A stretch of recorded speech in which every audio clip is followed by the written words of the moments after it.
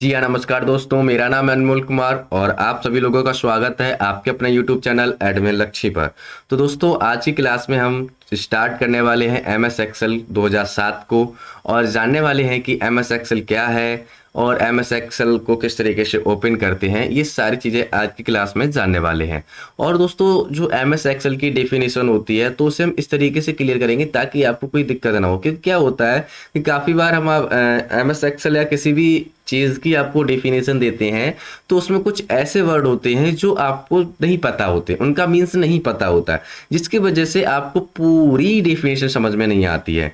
तो हम प्रयास करेंगे कि जो हर एक वर्ड का मीन्स बताना, क्योंकि जब तक आपको उस वर्ड का मीन्स नहीं पता होगा तब तक आप इसमें बढ़िया से डेफिनेशन याद नहीं कर पाएंगे, डेफिनेशन को नहीं समझ पाएंगे। ठीक है ना। तो सबसे पहला आपका टॉपिक है MS एक्सेल क्या है। तो MS एक्सेल क्या है इसे हम जानेंगे। तो हम आपको यहां पर दिखा रहे हैं, MS एक्सेल एक स्प्रेडशीट प्रोग्राम है। चलो, हमें पता चल गया, क्या पता चला कि MS एक्सेल जो है वो एक स्प्रेडशीट प्रोग्राम है। लेकिन हमें यहां पर स्प्रेडशीट नहीं पता है क्या होता है, तो अभी इसके बारे में भी हम बात करेंगे। ठीक है ना। जिसका पूरा नाम, किसका, एक मिनट, मैं यहां से एक बार इरेजर ले लेता हूं। जिसका पूरा नाम माइक्रोसॉफ्ट एक्सेल होता है। जैसे यहां पर MS एक्सेल लिखा है ना, MS एक्सेल का जो पूरा नाम है वो क्या होता है, माइक्रोसॉफ्ट एक्सेल होता है, जिसे शॉर्ट में एक्सेल भी कहा जाता है। ठीक है ना। माइक्रोसॉफ्ट जो एक्सेल है वो माइक्रोसॉफ्ट ऑफिस का ही एक भाग है, जिसे माइक्रोसॉफ्ट कंपनी ने बनाया है, जो कि अमेरिका की है। ठीक है ना। तो ये तो हो गई MS एक्सेल की डेफिनेशन। अब हमें ये नहीं पता है कि स्प्रेडशीट प्रोग्राम क्या होता है, और जब तक आप स्प्रेडशीट प्रोग्राम को नहीं समझ पाते हैं, नहीं इसका मीन्स जान पाते हैं, तब तक आपको MS एक्सेल की पूरी डेफिनेशन समझ में नहीं आएगी। तो चलिए हम समझ लेते हैं जो स्प्रेडशीट प्रोग्राम है ये है क्या। तो चलिए इसे भी समझ लेते हैं। स्प्रेडशीट क्या है। तो यहां पर आपको स्प्रेडशीट क्या है, एक इलेक्ट्रॉनिक दस्तावेज। क्या, एक इलेक्ट्रॉनिक दस्तावेज। अब दस्तावेज क्या होता है, तो दस्तावेज को हिंदी में क्या कहते हैं, डॉक्यूमेंट कहते हैं। क्या कहते हैं, डॉक्यूमेंट कहते हैं। जिसमें डेटा को ग्रिड की रो और कॉलम में व्यवस्थित किया जाता है। स्प्रेडशीट को वर्कशीट भी कहा जाता है। हम स्प्रेडशीट में फार्मूले का प्रयोग करके जोड़, घटाव, गुणा, भाग, प्रतिशत निकाल सकते हैं। ये स्प्रेडशीट होता है। ठीक है ना। तो देखो, जो आपका एक स्प्रेडशीट प्रोग्राम, देखो MS एक्सेल तो एक एप्लीकेशन है, लेकिन जब आप MS एक्सेल को ओपन करते हो तो यहां पर एक कुछ जो ओपन होके आता है उसी को हम स्प्रेडशीट कहते हैं। अब स्प्रेडशीट क्या होता है, स्प्रेडशीट एक आपका इलेक्ट्रॉनिक दस्तावेज होता है, इलेक्ट्रॉनिक डॉक्यूमेंट होता है। ठीक है ना। यानी कि एक ऐसा डॉक्यूमेंट जो सिर्फ बिजली से ही चलता हो। तो भाई जब आप MS एक्सेल को ओपन करोगे तो बिजली से ही चलेगा, सीधी सी बात है ना। तो वो आपका एक इलेक्ट्रॉनिक दस्तावेज हो जाता है। ठीक है ना। जैसे यहां पर मान लीजिएगा ये आपका इलेक्ट्रॉनिक दस्तावेज है। क्या, ये इलेक्ट्रॉनिक दस्तावेज, एक मिनट यहां पर मैं सही से कर लूं।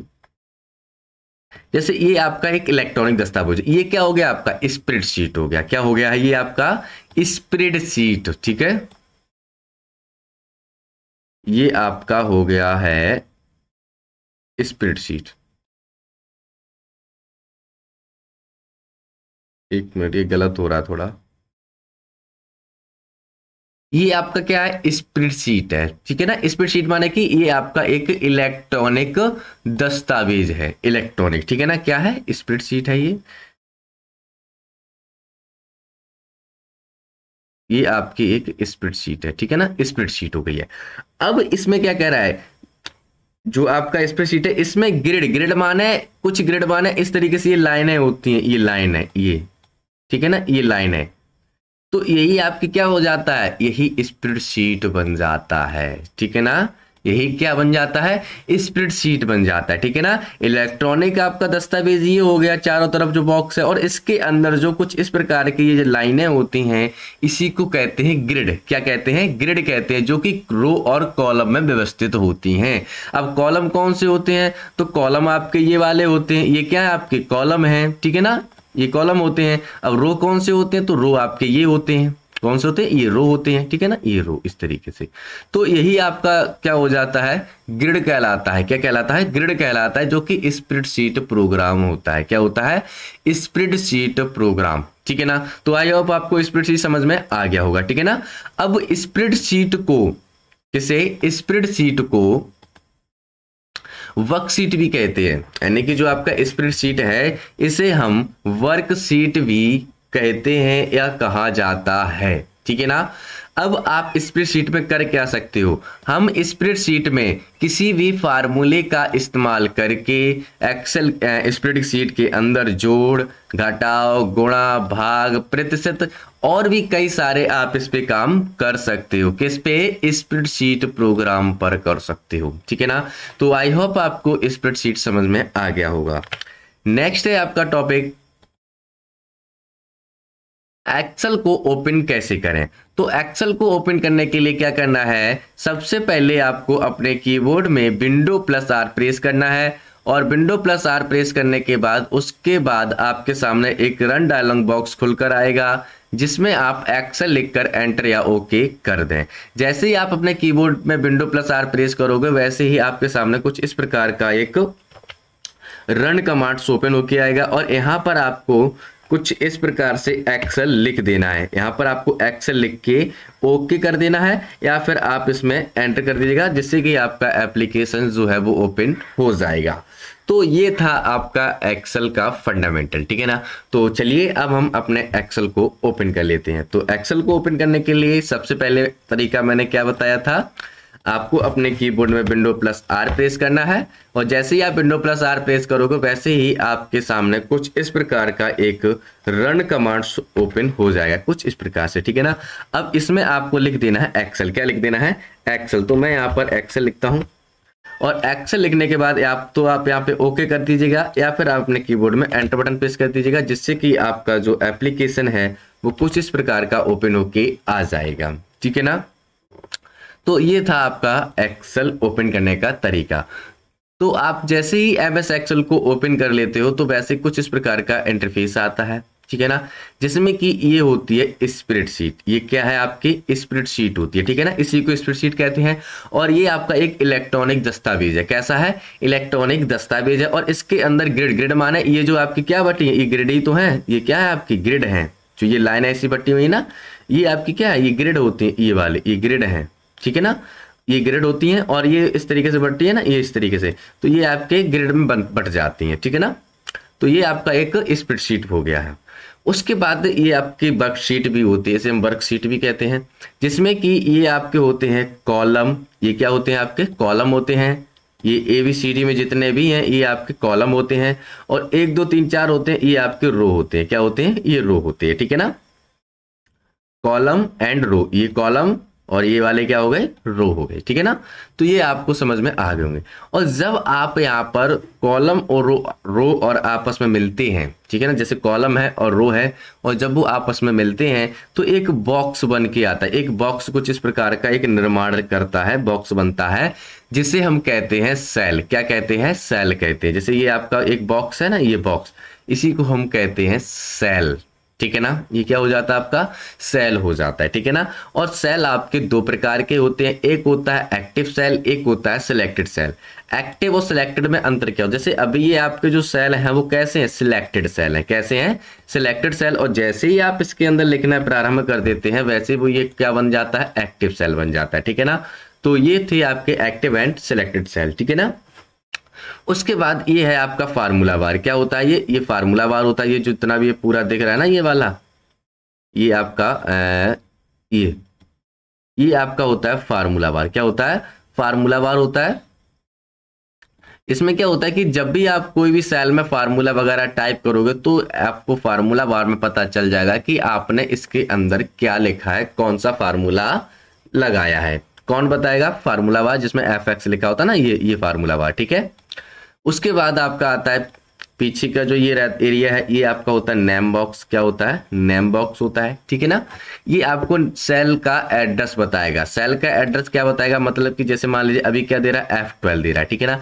F12 माने कि देखो MS एक्सेल में जो बाय डिफॉल्ट सीटें दी जाती हैं वो 3 सीटें दी जाती हैं काम करने के लिए। कितनी दी जाती हैं? सीट 3 दी जाती हैं, जो कि सीट 1, सीट 2 और सीट 3 के माध्यम से आपको यहाँ पर मिल जाएंगी। ओके, अब जैसे एक सीट की बात की है तो MS एक्ट 2007 में जो रो की संख्या होती है, रो माने कि इस तरीके, ये वाली जो संख्या होती है वो होती है 10,48,576 होती है। कितनी होती है? 10,48,576 होती है। ये किसकी संख्या है? रो की संख्या है।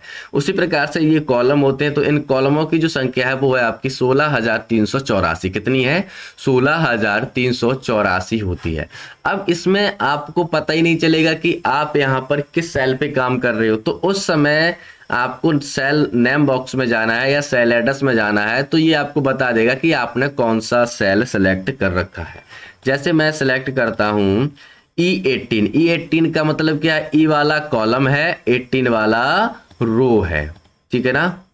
इसे E9, तो E9 का मतलब क्या? E वाला कॉलम है, 9 वाला रो है, इस तरीके से। R9, तो मैंने R वाला कॉलम है, N वाला रो है, ठीक है ना। तो आप इस तरीके से किसी भी सेल का सेल एड्रेस पता कर सकते हो, ठीक है ना। तो ये था आपका नेम बॉक्स। उसके बाद ये आपकी रिबनवार पट्टी होती है। कौन सी पट्टी होती है? रिबनवार पट्टी होती है, ठीक है ना। उसके बाद आपकी उससे ऊपर वाली ये आपकी टैब बार पट्टी बोली जाती है, ठीक है। ये टैब बार पट्टी होती है। और ये आपका customize quick access tool bar होता है। और ये आपकी टाइटल बार पट्टी होती है, ठीक है। और ये आपकी ऑफिस बटन होती है, ठीक है। उसके बाद ये सीट टैब बोला जाता है। क्या बोला जाता है? Seat tab. और आपको अभी मैंने बताया था ना, MS एक्सेल में काम करने के लिए बाय डिफॉल्ट कितनी सीट दी जाती है? 3। तो आप यहाँ पे 3 पे वर्क कर सकते हो। अब कहोगे सर क्या हम 3 पे ही वर्क कर सकते हैं, मुझे 3 से अधिक की आवश्यकता है, तो क्या करें? तो उसके लिए भैया यहाँ पर एक ऑप्शन दिया गया है जिसका नाम है इनसाइट वर्कशीट। आप इस पर क्लिक करिएगा तो आपको यहाँ पे देखो सीटें मिल जाएंगी। देखो आ रही है ना। तो आप इस तरीके से सीटों को ले सकते हो अपनी आवश्यकता के अनुसार। उसके बाद ये है आपकी हॉरिजेंटली स्क्रॉल, इससे आप ऊपर दाएं बाएं ले जा सकते हो अपनी सीट को। उसके बाद ये वर्टिकल स्क्रॉल बार है, इससे आप ऊपर नीचे ले जा सकते हो, ठीक है ना। तो ये था आपका MS एक्सेल का इंट्रोडक्शन, ठीक है ना। तो आज की क्लास में हमने क्या सीखा? MS एक्सेल क्या है, उसके बाद स्प्रेडशीट क्या है, और एक्सेल को किस तरीके से ओपन करते हैं ये सीखा। और एक्सेल को ओपन करने के बाद जो इंटरफेस होता है तो उसका भी हमने लोगों ने इंट्रोडक्शन सीख लिया है। तो आज की क्लास में इतना ही। मिलते हैं नेक्स्ट क्लास में न्यू टॉपिक के साथ। तब तक के लिए thank you for watching in this class.